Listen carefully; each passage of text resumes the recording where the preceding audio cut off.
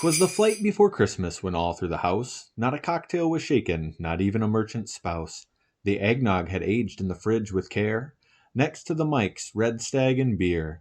The cider was mulled and warm as a bed, while visions of highballs danced in my head.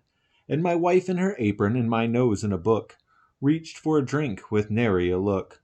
When out of the glass there arose such an aroma, I sprang from my chair, forgetting my coma.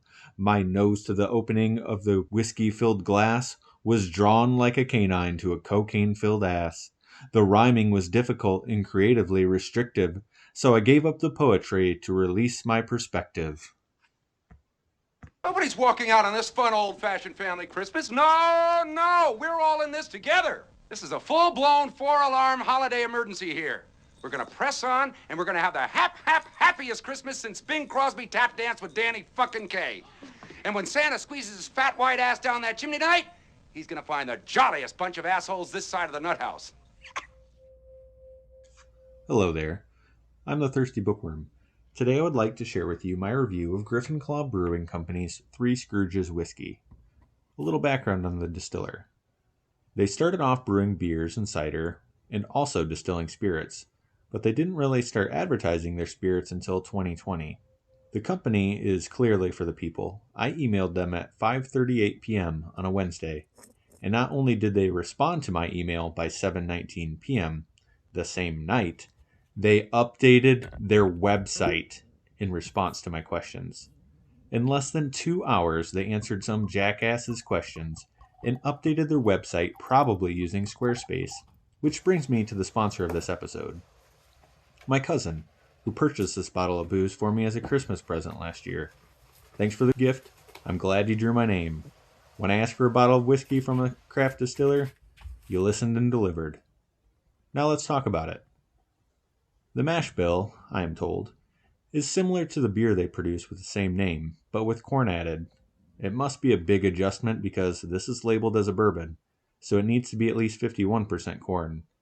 The whiskey is aged for 4 years in new charred oak barrels, and then infused with honey, cloves, and orange peels. It's barreled at 80 proof, or 40 ABV if you can't be bothered to do the math. Can we all just take a moment to appreciate this bottle? It's friggin' classy as fudge. All these cool cuts and facets creating a dazzling display.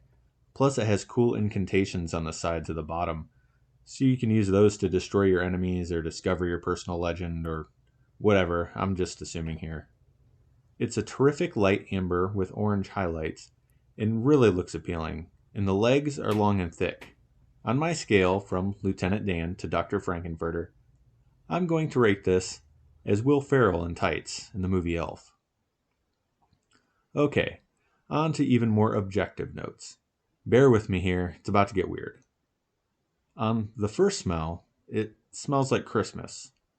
Assuming your Christmas smells like oranges and cloves and potpourri, and not a Christmas smells like candy canes and elf farts kind of person.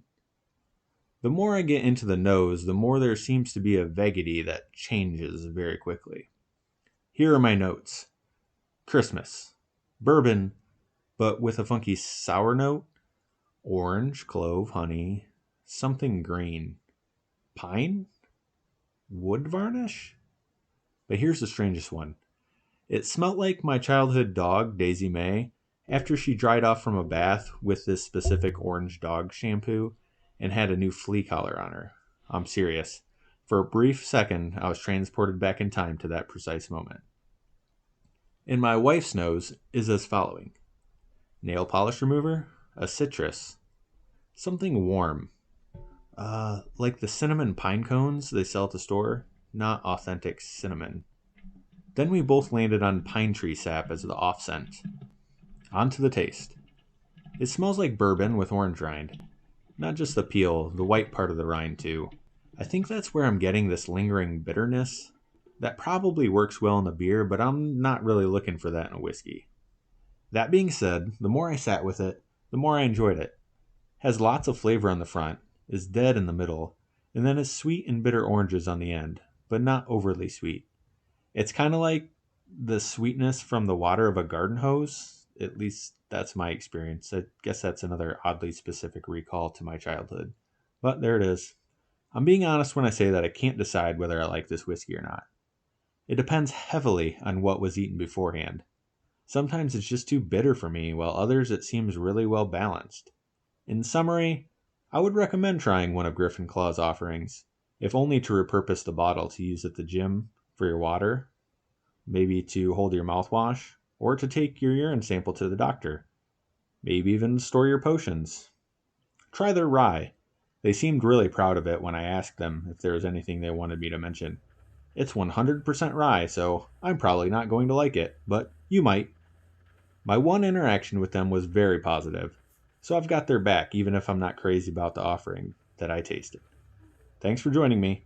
I'm the Thirsty Bookworm, and this has been the Whiskey Talkin'.